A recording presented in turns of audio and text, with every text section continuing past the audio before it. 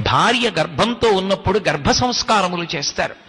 ఆ గర్భంలో ఉన్న జీవుడు ఎవరొస్తున్నాడో తెలియదు. ఒక్కొక్కసారి శత్రువు పుత్రుడుగా వస్తాడు బాధ పెట్టడానికి, కొడుకుగా వచ్చి ఏది మాట వినడం, తండ్రిని ఏడిపించడమే వాడికి ప్రయోజనంగా వస్తాడు. శత్రువు కొడుకుగా వస్తాడు. లోపల ఉన్న జీవుడు ఏ సంస్కారంతో వస్తున్నాడో తెలియదు కాబట్టి వాణ్ణి సంస్కరించడానికి గర్భ సంస్కారములు వచ్చాయి.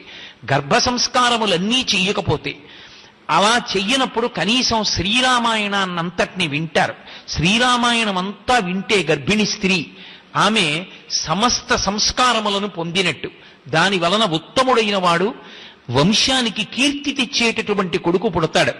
అథవా అది కూడా చేయకపోతే బాలకాండలో చెప్పినటువంటి షణ్ముఖోత్పత్తి, శ్రీమద్భాగవతంలో ఉన్నటువంటి దశమస్కంధంలోని కృష్ణలీలలు వినమన్నారు.